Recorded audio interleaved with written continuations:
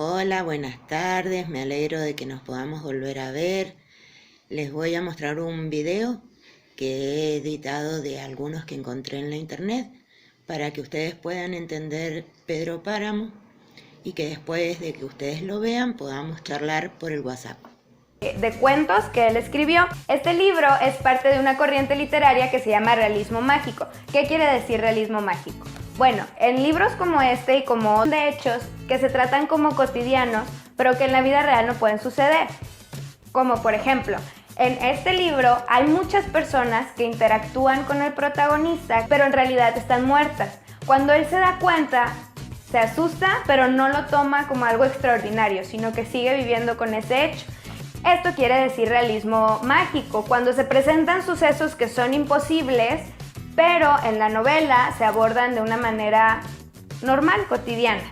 Así que vamos, hagámoslo. La historia comienza con la madre moribunda de Juan Preciado pidiéndole a su hijo que vaya al pueblo de Comala. Vine a Comala porque me dijeron que acá vivía mi padre, un tal Pedro Páramo. La narración está dividida en fragmentos que nos cuentan sucesos del pasado y parecen inconexos. Cuando llega al pueblo, Juan Preciado escucha murmullos donde no hay nadie y ve personas que luego desaparecen. Finalmente muere en una especie de delirio y aunque esto sucede a la mitad del libro, la historia continúa desde su tumba, donde los muertos que están cerca le terminan de contar sobre la muerte de su padre, el cacique Pedro Páramo. Sin duda es una novela que exige que el lector preste muchísima atención. Prácticamente debe pasar por el mismo camino que hace Juan Preciado. Al principio estamos un poco confundidos, no sabemos quién es real, ni cuál es el pasado o el presente, y a veces ni siquiera sabemos quién está hablando. Pero justo cuando Juan Preciado muere, nosotros como lectores empezamos a entender la historia.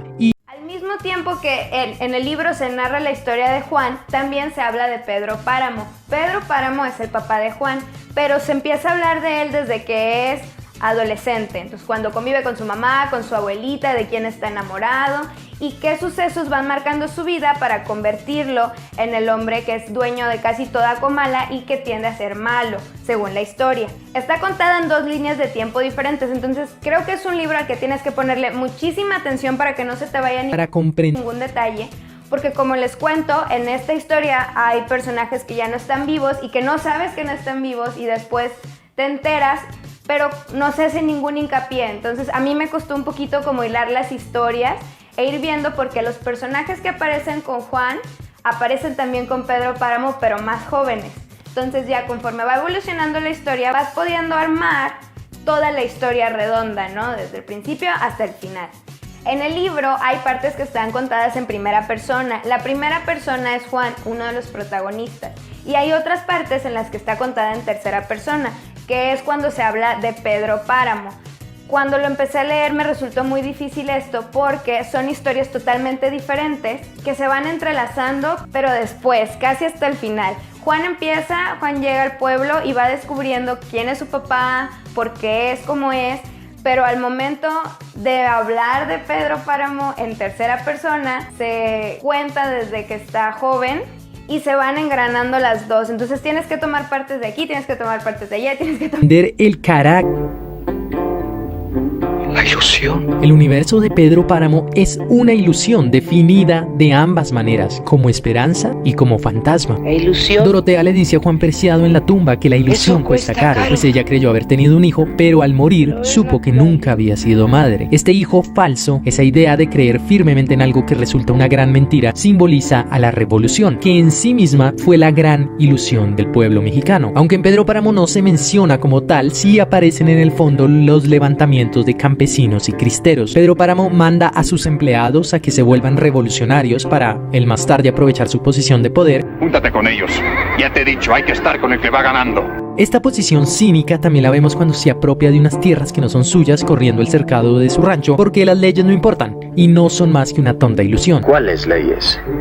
La ley de ahora en adelante la vamos a hacer nosotros. Pedro Páramo también es víctima de sus propias ilusiones. El cacique ha esperado años para poder vivir con Susana San Juan, el amor de su vida, pero cuando por fin lo logra, ella ya no es la misma que conoció en su infancia, sino que está loca. ¿Tú también crees que estoy loca? Vive literalmente dentro de una ilusión. Tú no sabes que nada es verdad.